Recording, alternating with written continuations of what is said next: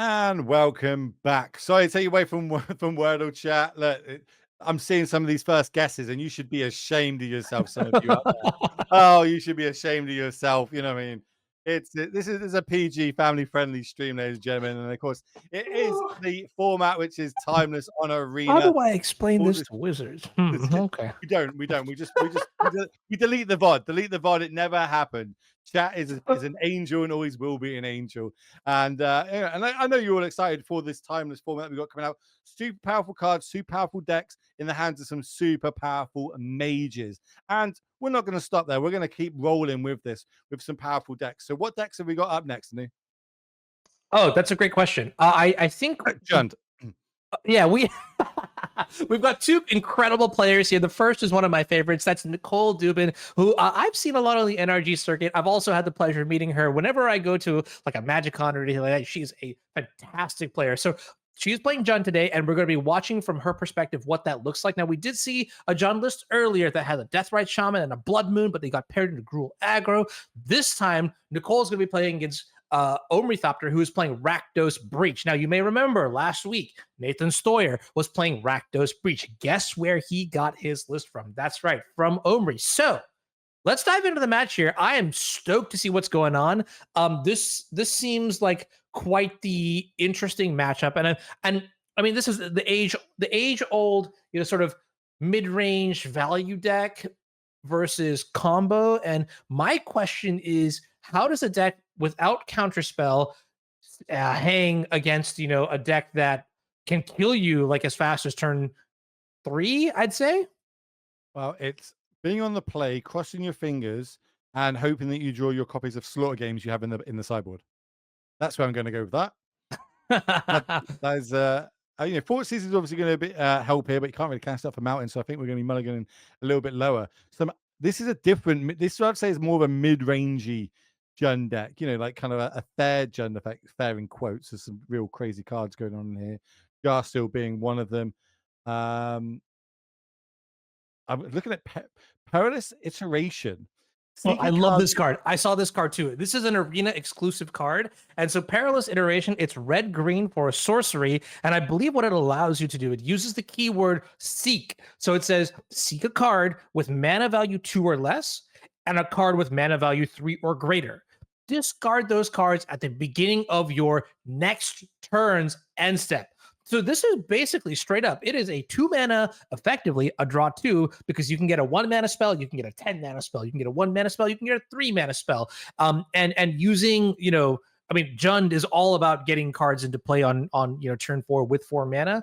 We're gonna see Nicole lead with the Thoughtseize there, taking I believe the opposing Thoughtseize, and immediately there it is. Bang, bang, bang, lightning bolt, kill the Deathrite Shaman. Omri, what you got coming up next? We don't really have much else to do, right? Just an Orcish Bowmaster, and this isn't really the matchup for that just yet. It's not and it's probably not going to live because we see all the lightning bolt, and we also know about the fatal push. When we can, we're going to be bringing you what we see where we can get both hands going on here, and how cool this is.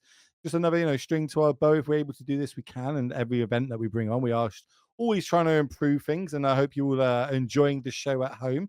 If you are, let us know. Show us some love in the chat, because we love bringing you these sort of events. If that's live paper magic, old paper magic, if it's on a different platform, or if it's on this platform, we just want to bring you the most amount of magic possible. And we want to see broken things happening on the screen. We want there's that old the old top deck. It's lightning bolt, lightning helix, lightning helix. Oh my god, that's the sort of magic we want to bring you, and we can only do that by the more that we can live events that we can show you, if it's on a digital format or a paper format. As we see Thoughtseize coming down here, we didn't want that to happen. We kind of got rid of the first one, and now it's going to get rid of Giganta, which is in itself quite a nice card, especially with a lot of blood moons floating around. It gives us a 8th card in hand to deal with that. But just leaving our opponent with an Orcish Bowmaster that we don't really care of, and adding Lurrus to our hand, that's pretty sweet. Pretty good going.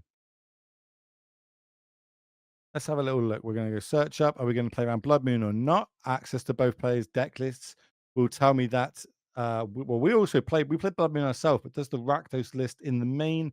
No, it does not. So Mhm. we're more worried about the graveyard, I would say.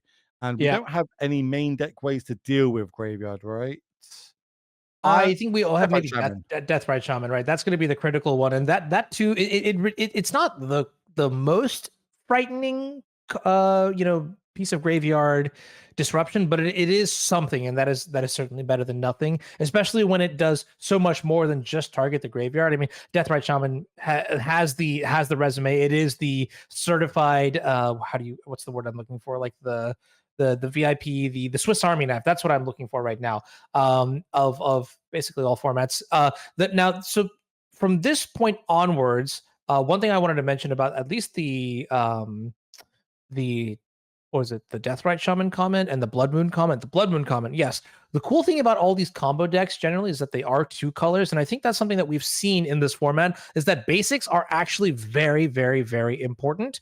Blood Moon is a very real card. Taking damage from your shock lance is also something that adds up over time. So building a respectful mana base, very important. You also mentioned earlier that players are greedy, and it's interesting to see how design has come in to factor all of this. Hey, players are also extremely disciplined. You see here, she's not playing the jar sellout. There was 1 red mana purposely held up on the other side of the battlefield. So, and we know that it's a lightning bolt. So we're not playing our jar so in it just to eat that lightning bolt. But now we might be forced to just start playing our cards into our opponent's cards purely because we're falling behind. Bless me. Sorry, I had to sneeze there. This old mustache is a little tickly at times, chat. A little tickly. What happened last time? I feel like last time you said if oh right, that's right. If Arnie had won or if Mispin had won in combat damage, that you would wake up tomorrow without a mustache or something like that. I wonder if we could recreate that, get some tension on the line later. Hold on. Hold on. That was a one and done. I learned from my mistakes and I almost paid for it. Okay. And we didn't quite happen. The concession button happened and kind of saved me there. I do need to thank Arnie for that. I need to say, buy him a drink when I see him in a couple of weeks at the regional championships here in Europe. But okay, hear me out here. Take a look at what's going on this board today, right? I think it's actually super fascinating. Nicole knows about the lightning bolt and the dark ritual in the hand here.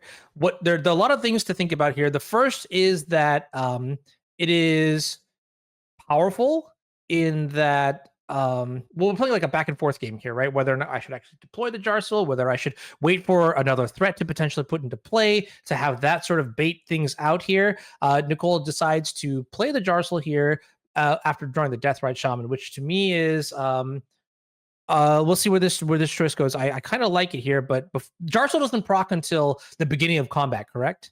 Exactly, and no matter and when whatever we target, we can just eat with the Deathrite as well. So it's not really doing much. I see. Okay. But we can do this line as well to deal with it. Hold up the lightning bolt again. I do like her line of, okay, I'm going to try and bait that lightning bolt out of hand because I value the Deathrite Shaman more.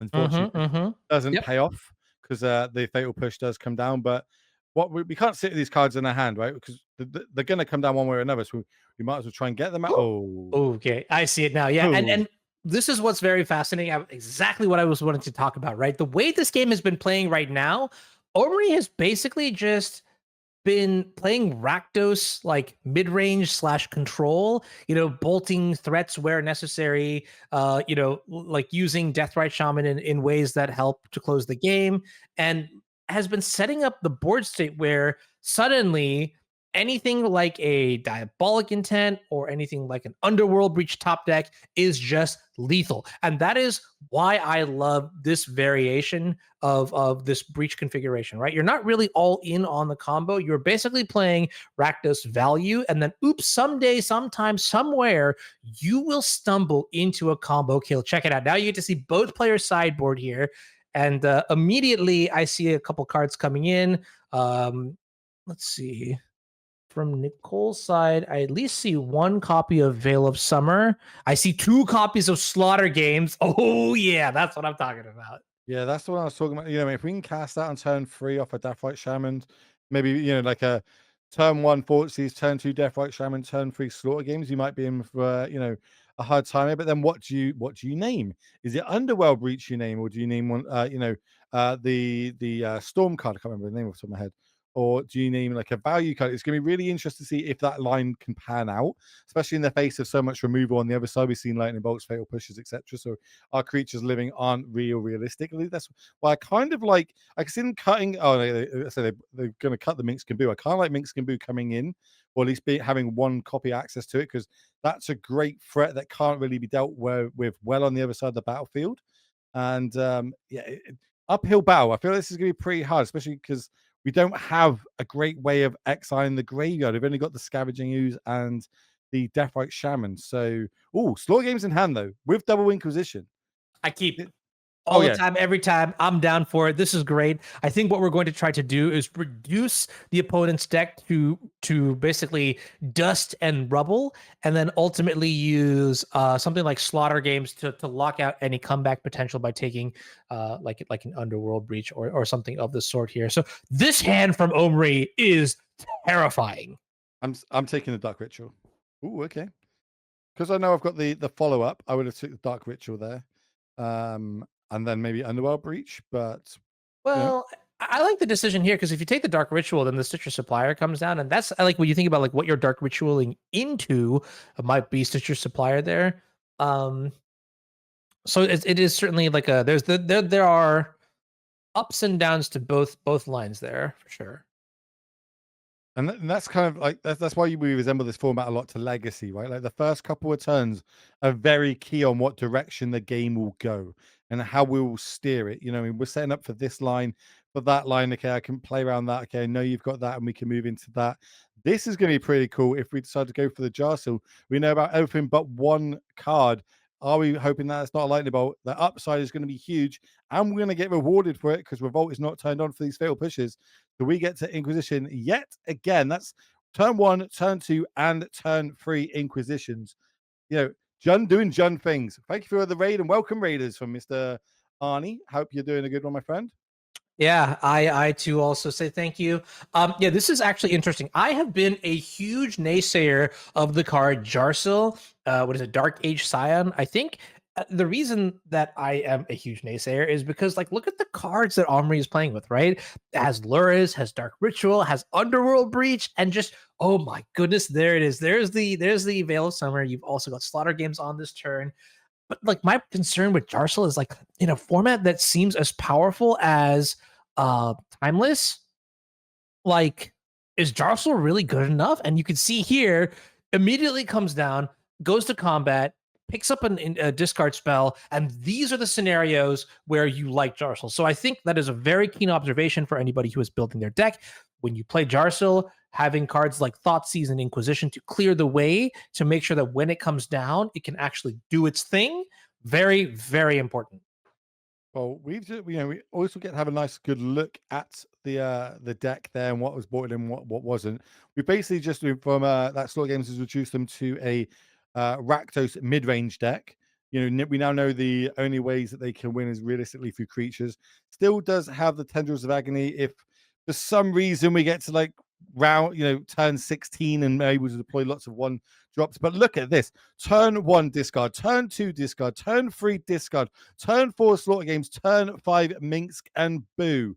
This is huge. This is such a good turn. Unfortunately, I think I say unfortunately, but a fatal push is probably going to have something to say here. Potentially even this Jar Seal could, with this fetch land now taking things out. We can see double fatal push dealing with the other side of the battlefield. But the good thing about Minsk and View is we're always going to have hamsters to fling at our opponents. Yes, and Minsk and Boo is a card that you see. It is literally so strong that you can see it played in Legacy. Now, I will say, admittedly, actually, we named Underworld Breach here with Slaughter Games, right? So there's not even a risk of tapping out here to put the Minsk and Boo into play. Although Orcish Bowmasters it does line up pretty well against Minsk and Boo. However, okay, well, you could also you already have your own Orcish Bowmaster. Sure, that's one thing. I think Veil of Summer would also protect you from protect your Minsk and Boo from Orcish Bowmasters, and so this is just phenomenal. All things coming up, Jund, and now Nicole is basically just going to try to end this game as fast as possible. Give Omri no top decks, no outs, no reprieve, and this is how Jund is played. We're going to a game 3. Let's see it. It's pretty good, And there's not many decks in Magic that can survive like three discard spells into a remove everything, a purge spell into a super powerful planeswalker. Like that is the exact line we want, especially on the play. Do things change? That is where it's gonna, be interesting here. Do we not start bringing in more Ragavans, kind of rely on our turn one plays, or is this just not the matchup for it? We see a little trim on some of the cards. We're going down from 4 ofs to 3 ofs, and yeah, we're just going to throw it back. We're happy with that. But now on the play, can we kind of power out the early interaction? Because remember, if my opponent goes turn one Ragavan, my turn one discard's not great. Right, that means the Ragavan's going to connect one. So now I've got a value. Do I want a removal spell over discard, or discard over removal spell, or both? Or when do I deploy it? Sequencing is going to be a thing. Time will go for a card we haven't seen. The pressure that can put on. But I like the draw, the hand from both these players. Yeah. All right. Turn one Mishra's Bauble. Good start here. Going to be targeting. Nicole sees a copy of Swamp, and here it is, a Thoughtseize, just to make sure there are no shenanigans. I really hope to see that Deathrite Shaman get instantly gobbled up here because, I mean, this Deathrite Shaman is just so powerful. It's also the only 1-mana spell that Nicole can proactively play on turn one. Would you say Deathrite Shaman is a 1-mana planeswalker? Yeah, I would. It's just too good. It's that good. I even feel, you know what, I'm gonna say it. Deathrite Shaman's so good that using the word planeswalker to describe it is doing the card injustice. It's too good to be a planeswalker. I said it. Oof. What category would you put it under? What's your favorite card type? What do you think? Let's see. I you would put it probably on the say what level Nicol as? Bolas is an Elder Dragon God. So why don't I call it an Elf Shaman God? How about that? It's that All right, good. I'm game. Bussin', I'm yeah. down. I'm down. Best one drop in timeless. Oh yeah, hands down. I think like it is the hallmark of what we want out of our timeless cards, which is powerful, cheap, low costed, fast acting, and very robust. Does everything. So yeah, I like it. Also, is this a turn 2/4/5 Tarmogoyf? Yes, that is exactly what that is. But fail push can deal with it quite nicely. But we might see we're not seeing a big turn. Grape shot is pit into hand, so that's alternate win condition with a storm kicker. But Fortseas off the top on the other side. We're going to potentially try and get our chip damage in with this Tarmogoyf. Oh, It does connect. So now Fortseas is going to, and talk me through this. This is a line that people can sometimes mess up, especially like newer players. Why are we attacking first before Fortseas? Normally you go, oh no, I want to go Fortseas to try and grow my Tarmogoyf. Why are we doing it in yeah. reverse? I think the reason to do it here is that you get more information on what's going on with your Thoughtseize. That's like the big thing too. Also, like if the Tarmogoyf is going to force some action, then you want that to happen as an unforced error of sorts, if that makes sense, or an unforced action. And that way, your Thoughtseize effectively gets better. It's a little bit higher quality Thoughtseize, right? And speaking of that, speaking of high quality, that's an Underworld Breach top deck right there. And I have to wonder, is that going to do we have enough cards here potentially to just win the game on the spot? The bottleneck here isn't going to be mana because we've got Dark Ritual, we've got 4 mana, 4 lands, so that's a total of 6. And it looks like we're just going to be adding Lurrus to play, which means is that Jarsel Jarsel coming down now? Oh, Garcill, Fortseas, hold up fatal push. I was a doubter, and I am so sorry. That is so awesome to see Jarsel just like take apart the combo deck bit by bit by bit. Although I guess okay, here's the delta, right? Is that Lurrus would buy back the Underworld Breach, so maybe Jarsel didn't exactly do it, but but it's legendary, which means you have access to Boseiju this turn. This is so great. But oh geez, yeah, while it's on the stack. Oh, that's so cool. Right? Yeah, Okay, you go Underworld Breach, you play maybe like the first Dark Ritual, and then immediately it gets Besiege'd, and then Breach doesn't do anything. Now, the Besiege'd is a known quantity, so it looks like we're going for it. so ritual, add 3 to the mana pool, 3 blacks added. I think this might either be a value Underworld Breach, which we're definitely committed to now with that. So that's going to ETB. Now the next spell on the stack, because that graveyard's not huge. I wonder if you buy back your Lurrus here. So we can go Lurrus into multiple baubles this turn, but if we go That's not that great Lurrus, either, right? no. I'm trying to think, is it better to go Beseiju or is it better to go Lurrus? And they kind of both do the same because if you bring the Lurrus back this turn, you can just go Underworld Breach from the graveyard and cast a couple more baubles. I think it's value either way, right? Like it's not a win, Yeah, but it's value. there's no win here. I agree, right? Oh wait, Lurrus is. Watch us eat our words. Oh, there was floating mana. There was floating mana. Yeah, Okay. two floating mana because the dark ritual came down. Remember, Okay. but Wow. Okay, so it really depends. Okay, so there's only 4 cards in the graveyard. Okay, so this makes it a little bit trickier. I'm trying to think if there's a way that we can continue comboing off here, and I think the answer is no because we just don't have enough cards in our graveyard to use for the additional escape cost for Underworld Breach. So what we could do here is we're putting our opponent in something of a bind. Right now, we go fetch. We play the Beseiju. That gets rid of the Underworld Breach. hold on. I guess Omri gets another land, but then in response, there's no option to Dark Ritual as well to Is there a generate way? mana to continue comboing. Okay, so we're breaching this of Lewis on the stack. We can only cast Fatal Push in response because it's the only instant, but that's going to eat our graveyard up. So we probably just let the breach happen, go get our land. Then we've got Lurrus into Bauble, crack Bauble. Bauble goes back to graveyard. We can maybe double Bauble this turn. I don't think we can because this is the bauble that's coming back from Lurrus, right? Not even electing to play the Underworld Breacher. And I have to say, I really like this line from Nicole because what's effectively happened here. Okay, so you get Grape Shot to kill the Jarsoul. That's fine. That makes a lot of sense from Omri's side. But what Nicole has done here is brilliant, right? Using the Beseiju to bottleneck Omri's mana. And you may be asking, how's that happen? Oh, sorry. Yeah, that's pretty dirty, right? Goodbye, Lurrus. You don't even have to use the Fatal Push here. Yeah, that's really cool. I like that. That is a good use of resources, and Yeah. kind of almost we baited them into this line. And Yeah. This is like everything about this entire sequence has been now you can play Blood Crypt, add Giganta to your hand, and it's just a 5/5. Somebody call Reed because this is great. Has been a fantastic back and forth match entirely so far. But yeah, I really want to highlight the brilliance behind Nicole's play. Beseiju on the Underworld Breach, like it does get rid of the breach, but it taxes the mana from Omri's side because Omri only had 2 mana and only like 1 Dark Ritual that you could cast, if even. And just like that sealed the door, said, hey, I'm putting too many bottlenecks in front of you. You cannot pass go. You cannot collect 200. You cannot combo this turn. And now she's reaping the rewards of this situation. I like the discipline there as well, not to pick Giganta in hand, which would cost us 2 life, which would mean we're dead to 2 lightning bolts. Because we know there's 1 lightning bolt in hand. Something like a breach would be that extra lightning bolt, but now it's because being an 8, that extra 2 life is going to be huge. Bauble with the space of a Bowmaster in hand as well. Okay, we're playing we're playing dangerous. I like it. Do we pitch it?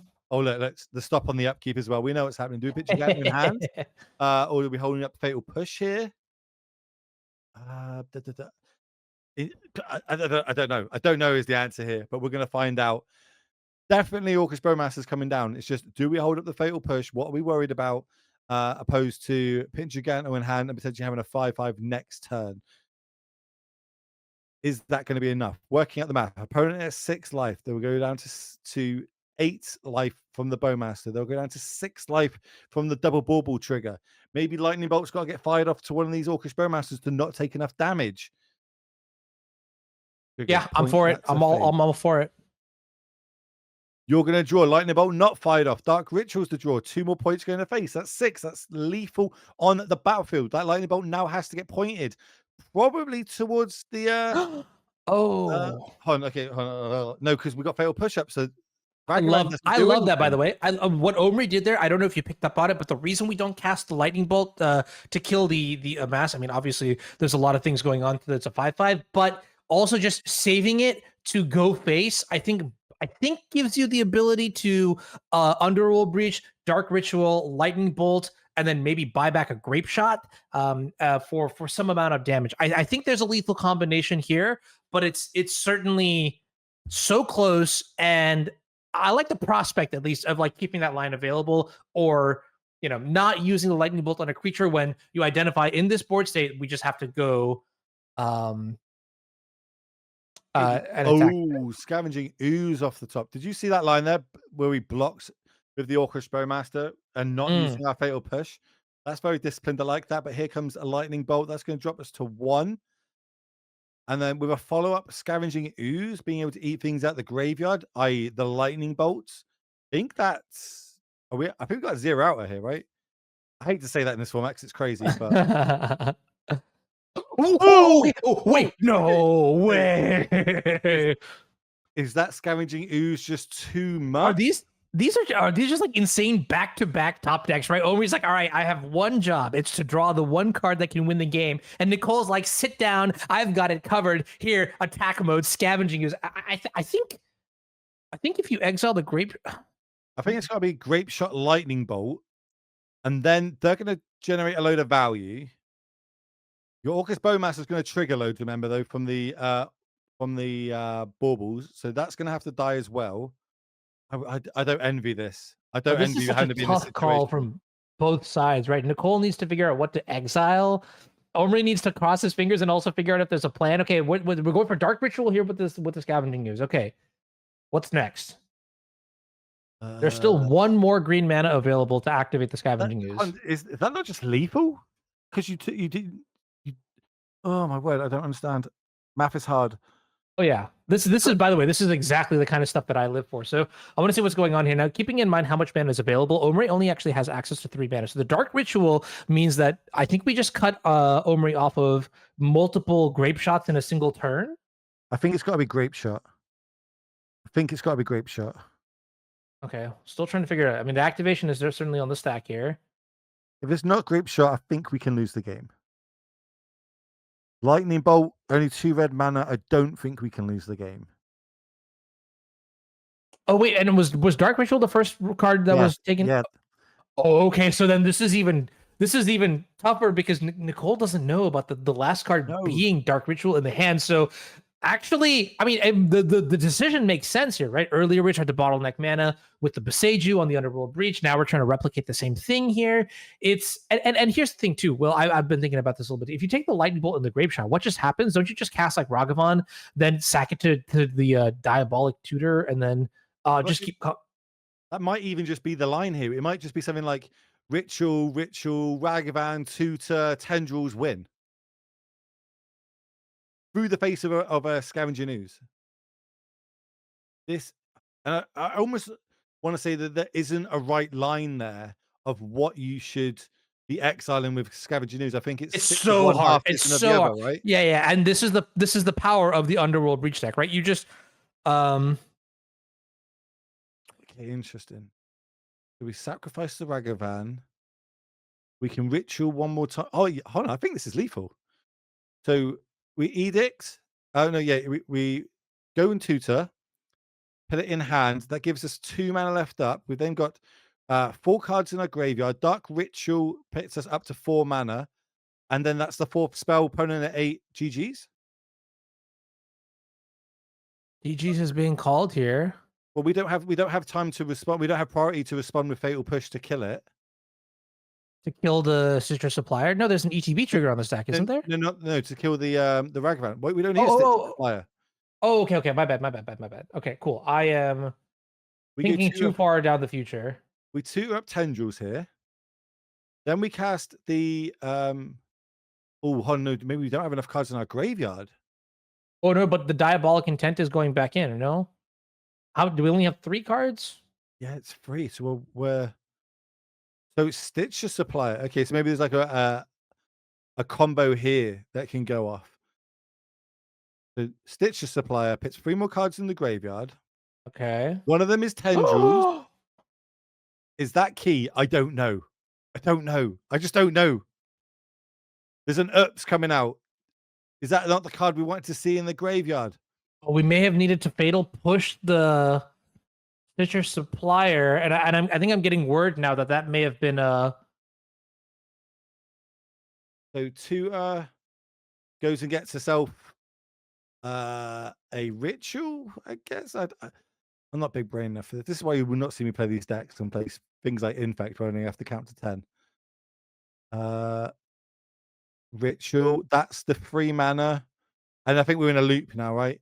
Which is always going to be 1 mana positive with Ritual and Stitch Supplier. 2 mana always generating 1 extra mana. Eventually we'll get to the 4 I mana point. swear to God, there's no way Omri actually Hold comes on. out of this. Did we just exile Tendrils? So that we can't Tendrils now? No, but where's the Grape Shot? Did we exile that as well? Wait a minute. Grape Shot's exiled. Tendrils is exiled. Okay. And now there's no more cards in the graveyard. What's going on? I don't. Maybe I imagine there's something has happened that's a line maybe we've missed or a card exiled by accident. This is Magic is hard, you know. Every time I'm just like, oh, I think I finally got this game figured out. It just ends up being the magic is hard. So that gets exiled. So any remove. Oh, we passed the turn, and this is perilous. Oh, wait. Is Bowmaster, Lightning Bolt, lethal. Do we have Bolt left in the deck? I believe so. Red, green. Go Seek. Hope for a miracle. Or Orchid Bowmaster. Games is not it. Oh, Seek is random. You don't actually get to choose. Okay, that's fine. So we attack. 2 chump blocks happen. Fatal Push and 2 activations of Scavenging Ooze. Do we Seems better than any alternative, no? Well, yeah, I'm like, what's the top deck that can get us out of this? I'm looking at the deck list, and I just don't think there is one. Lightning Bolt doesn't do it. Lurrus is gone. Ragavans don't happen. Well, what happens if you just don't attack here, right? And then you slaughter games the Underworld Breach and then attack the turn after? I don't know if that's good either. That's tough. But like Underworld Breach doesn't do much here, right?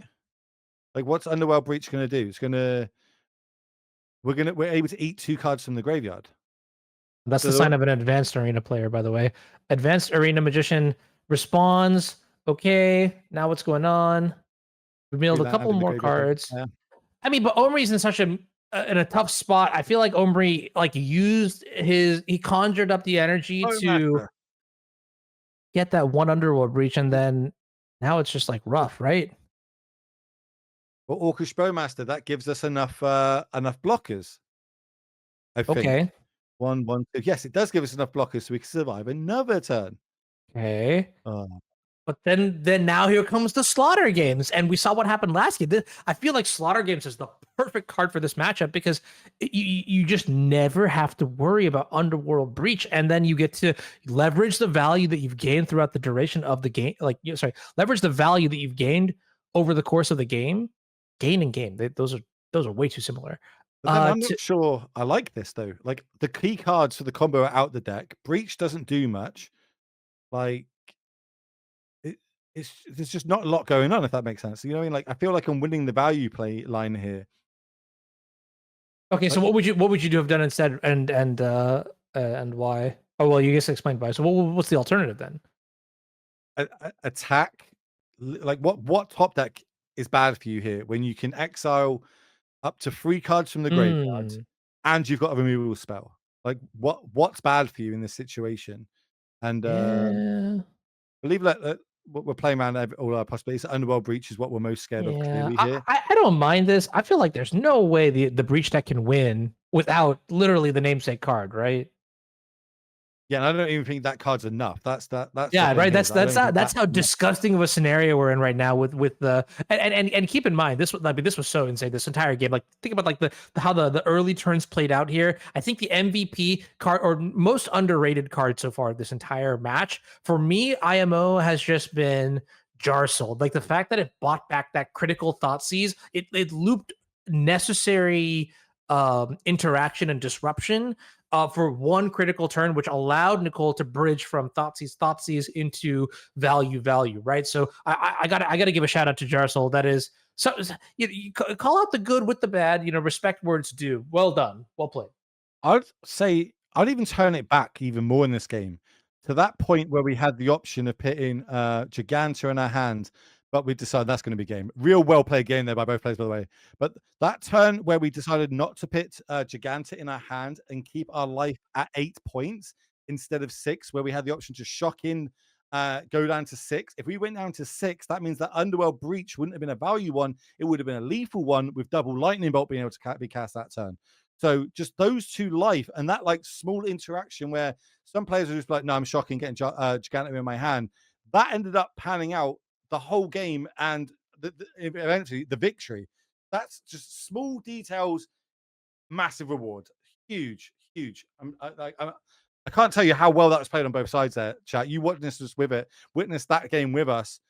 Amazing, and that's why we love this format, right? I've been pretty stoked there. I mean, like trying to like sort of figure out what's going on here with the Underworld Breach play. I mean, this is the thing too, right? You're playing with all these powerful cards, which means the intersection of everything that you've got going on is equally powerful, but also like that much more complicated, and that's what makes for great games of Magic. You know, I mean, obviously, like let's give a shout out. Like the Rakdos Breach deck is not easy to play, especially through layers and layers of disruption. But then factoring in the decisions that were made from the Jun side as well. You know, like with the one turn there was the Luris, and then there was the Beseiju. How do you decide which option to set yourself up for? Like, there's a lot of stuff going on here. That's why this format is amazing. That's why you as the audience should keep watching. That's why you as the audience should keep playing. Speaking of keeping playing, it looks like we have some games for you to cooperate in. That's right. Can I get a W? Can I get an Erdle? That's Wordle. We're going to have to break here. We'll be back in a little bit.